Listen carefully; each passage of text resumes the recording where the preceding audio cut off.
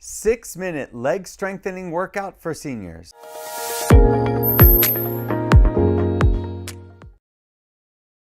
Hi, my name is Doug. I've been a physical therapist for 30 years and I specialize in helping people with balance problems learn to walk again. In this video, I'm going to show you 3 exercises that take 6 minutes a day to build up the strength in your legs.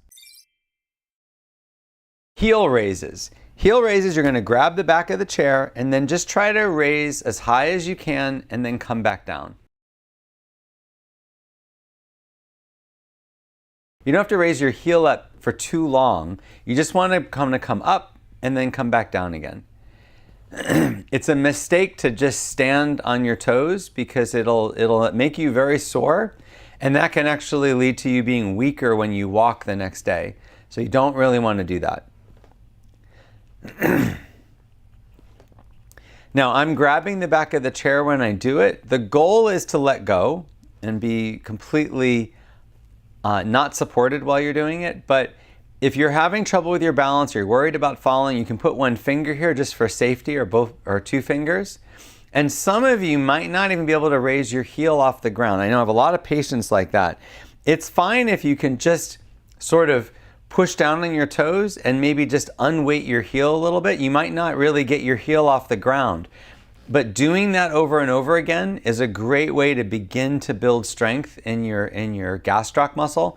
So this exercise works the larger muscles in your calf, the gastroc, and if your knee is bent, the soleus as well. But mainly the gastroc muscle, which is that really big muscle and that makes up your calf. If you can develop this muscle when you're walking, it really helps, especially when you're walking on stairs or when you're walking uphill. That helps kind of lift your body up a little bit. When you're doing it, if you're finding this is really easy, even if you're letting go, you can even try to do it on one foot.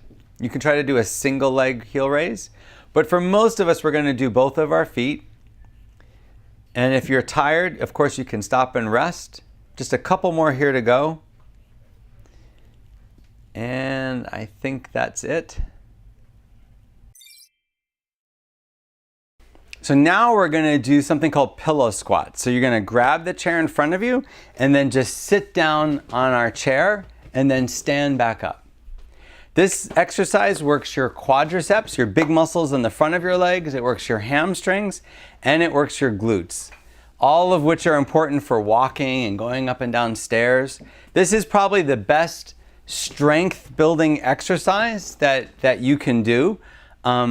There's really nothing that works the muscles as much.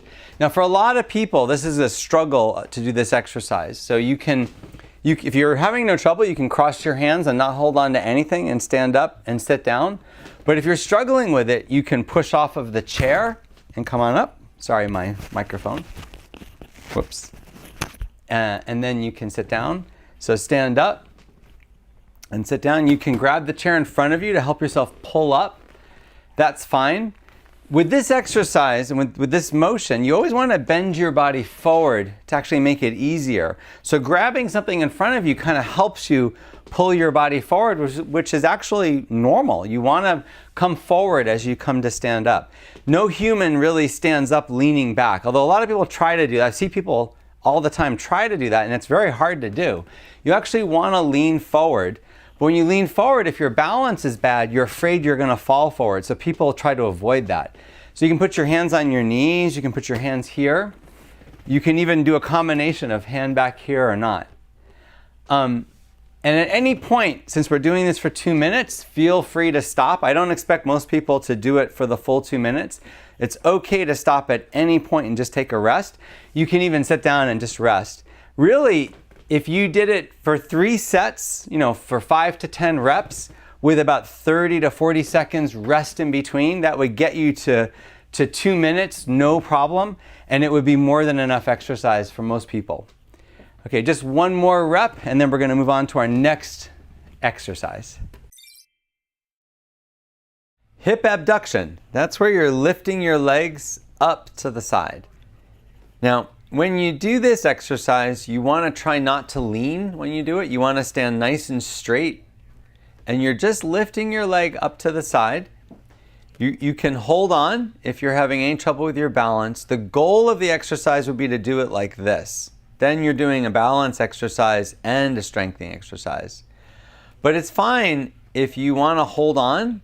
Just try not to lean to do it, because when you lean, you're not using the hip abductor muscle. Abduction is when you lift your leg up to the side. So the hip abductors are actually pretty large muscles on the outside of your hip. If you have any kind of hip surgery, a lot of times they have to cut through those muscles to get to the hip. But those muscles are important when you're walking. Not only do they help you step sideways, but they also help you keep up the opposite leg.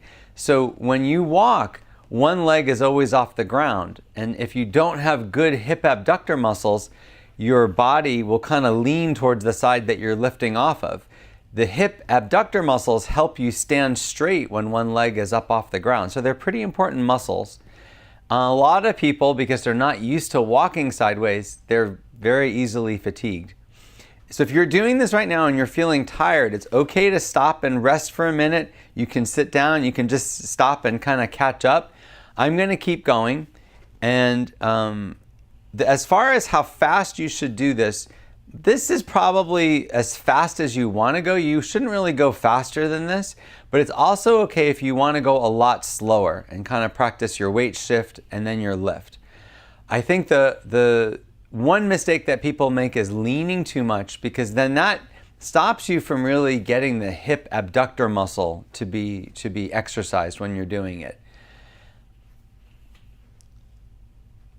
And while you're doing it, you want to also make sure that your knees are just slightly bent, so you're not standing up all the way straight. Okay, we're just going to do a few more and then we're all done with this one. I hope you found this video helpful. Click the subscribe button if you want to see more videos like this. If you would like more help with your balance, look in the description for a link to a course I created that can help anyone improve their balance at home.